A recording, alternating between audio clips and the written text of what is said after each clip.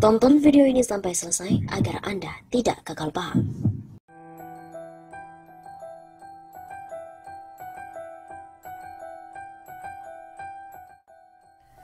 Berani-beraninya Refli Harun umbar, bobroknya pemerintahan Jokowi dan singgung Jenderal Luhut.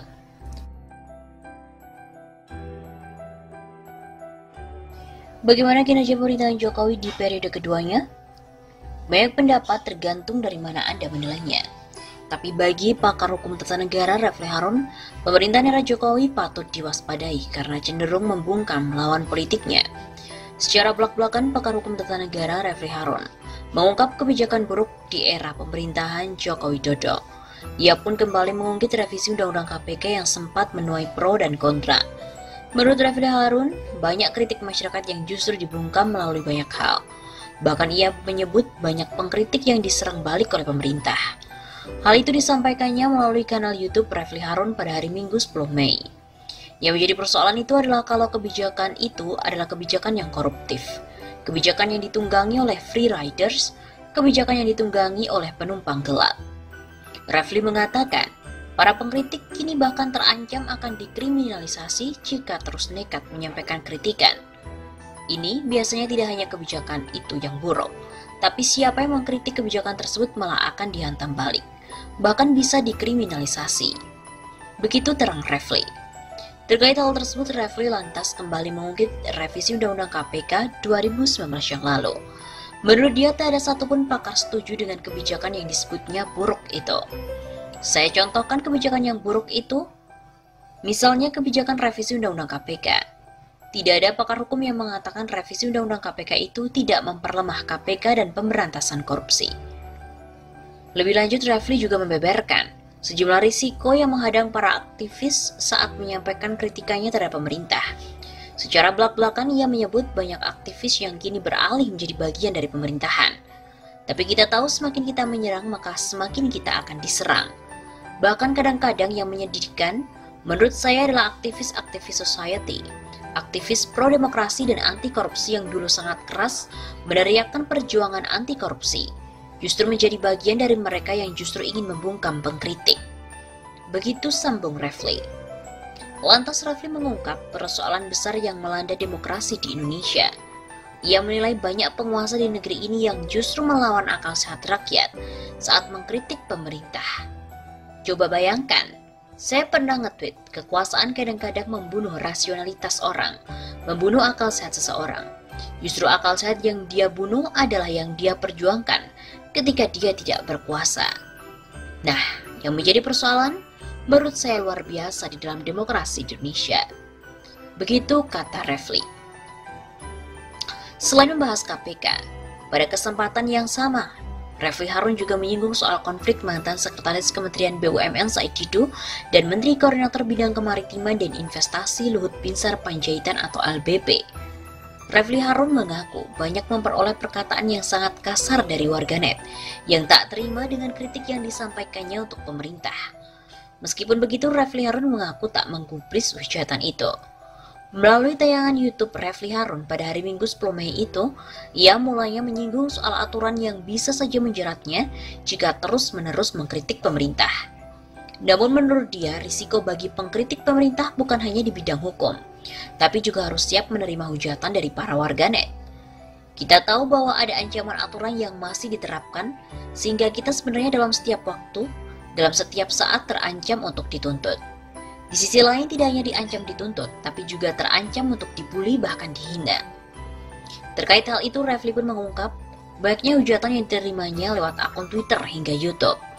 Ia mengaku enggan menggubris hujatan itu karena bisa menimbulkan sakit hati. Saya kalau baca komentar atas tweet saya atau komentar atas YouTube saya misal, kalau kita nggak kuat bisa sakit hati. Lantas Refli menyinggung soal perseteruan Said Didu dan Luhut Binsar. Diketahui sebelumnya Said Didu dilaporkan ke polisi karena dinilai mencemarkan nama baik dan menyebarkan berita bohong soal Menko Maritim dan Investasi itu. Karena tidak hanya mengatakan si X ini pikirannya cuma uang dan uang. Seperti kita tahu dalam kasus Said Didu melawan LBP. Ia mengaku sampai disebut warganet pemerintah dikritik karena merasa sakit hati. Tak hanya itu, menurut Refli, ada sejumlah makian kasar yang diterimanya dari warganet. Tapi pernyataan yang kita baca lebih dari itu, mulai dari yang sedikit ringan, ini barisan sakit hati, sampai dibilang pelacur politik, dibilang monyet, sampai makian-makian yang sangat kasar. Sambung Refli. Karena itu Refli mengaku tak mau menggubris makian itu. Menurutnya, menyampaikan kritik terhadap pemerintah menjadi tujuan utamanya kini. Cuekin saja, saya nggak gubris. Yang penting adalah kita sudah menyampaikan kritik kita. Begitu tandasnya.